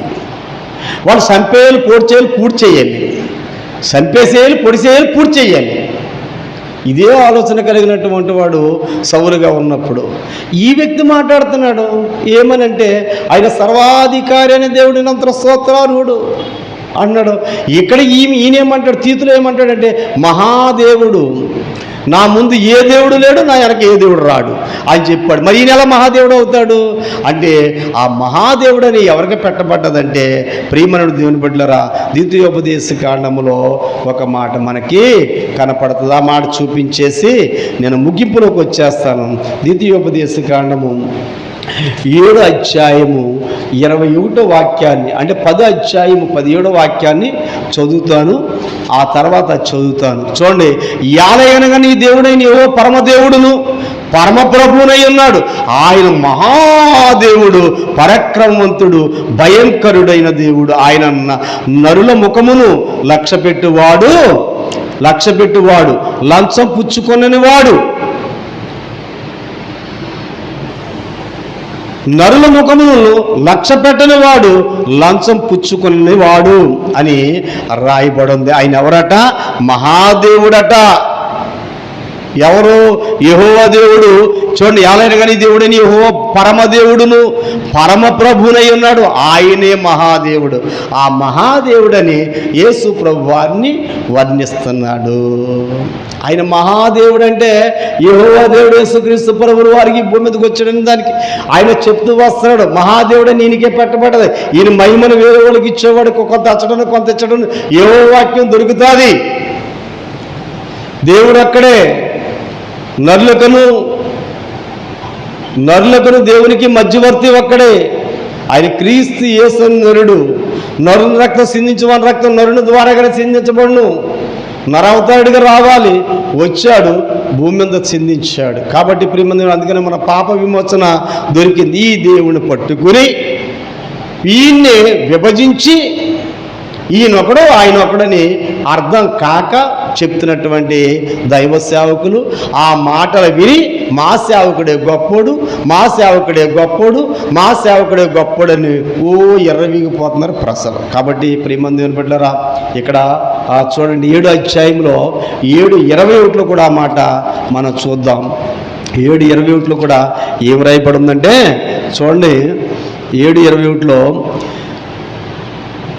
వారిని చూసి జడయవద్దు, నీ దేవుడైన యెహోవా నీ మధ్యనున్నాడు, ఆయన భయంకరుడైన మహాదేవుడు. మహాదేవుడు ఎవరంటే యెహోవా దేవుడు.